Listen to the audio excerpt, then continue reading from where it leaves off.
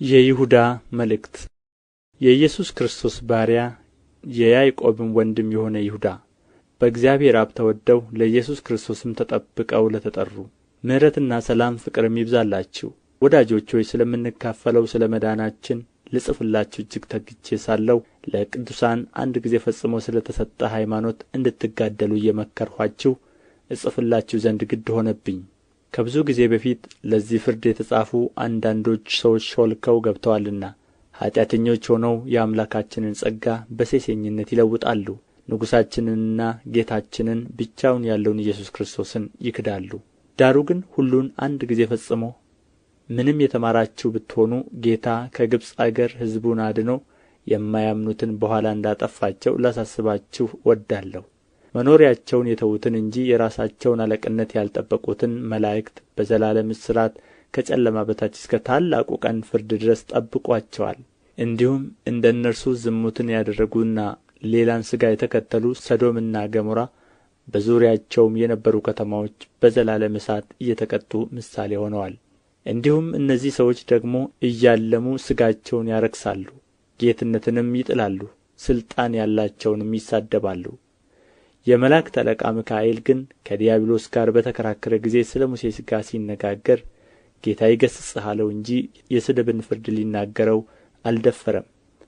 እነዚህም ግን የማያውቁትን ሁሉ ይሳደባሉ፣ አእምሮም እንደሌላቸው እንስሶች በፍጥረታቸው በሚያውቁት ሁሉ በእርሱ ይጠፋሉ። ወዮላቸው! በቃየል መንገድ ሄደዋልና ስለ ደመወዝም ለበለዓም ስሕተት ራሳቸውን አሳልፈው ሰጥተዋል፣ በቆሬም መቃወም ጠፍተዋል። እነዚህ ከእናንተ ጋር ሲጋበዙ በፍቅር ግብዣቸው እንደ እድፍ ናቸው። እንደ እረኞች ያለ ፍርሃት ራሳቸውን ይጠብቃሉ። በነፋስ የተወሰዱ ውኃ የሌለባቸው ደመናዎች፣ ፍሬ የማያፈሩ ሁለት ጊዜ የሞቱ ከነሥራቸው የተነቀሉ በበጋ የደረቁ ዛፎች፣ የገዛ ነውራቸውን አረፋ እየደፈቁ ጨካኝ የባሕር ማዕበል፣ ድቅድቅ ጨለማ ለዘላለም የተጠበቀላቸው የሚንከራተቱ ከዋክብት ናቸው። ከአዳም ጀምሮ ሰባተኛ የሆነ ሄኖክ እነሆ ጌታ በሁሉ ላይ እንዲፈርድ በኃጢአተኝነትም ስላደረጉ ስለ ኃጢአተኛ ሥራቸው ሁሉ ዓመፀኞችም ኃጢአተኞች በእርሱ ላይ ስለ ተናገሩ ስለ ጭከና ነገር ሁሉ ኃጢአተኞችን ሁሉ እንዲወቅስ ከአእላፋት ቅዱሳን ጋር መጥቶአል ብሎ ለእነዚህ ደግሞ ትንቢት ተናገረ።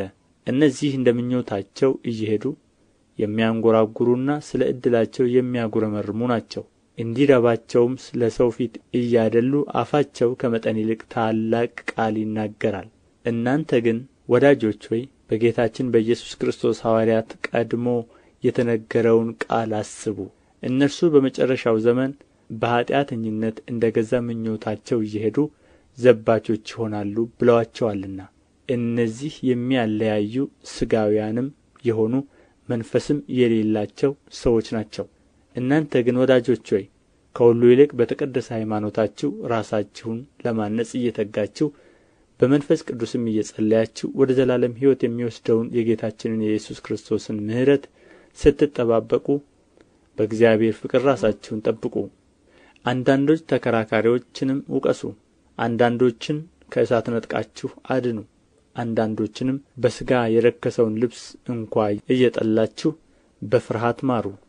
ሳትሰናከሉም እንዲጠብቃችሁ በክብሩም ፊት በደስታ ነውር የሌላችሁ አድርጎ እንዲያቆማችሁ ለሚችለው ብቻውን ለሆነ አምላክና መድኃኒታችን ከዘመን ሁሉ በፊት አሁንም እስከ ዘላለም ድረስ በጌታችን በኢየሱስ ክርስቶስ ክብርና ግርማ ኃይልም ሥልጣንም ይሁን፣ አሜን።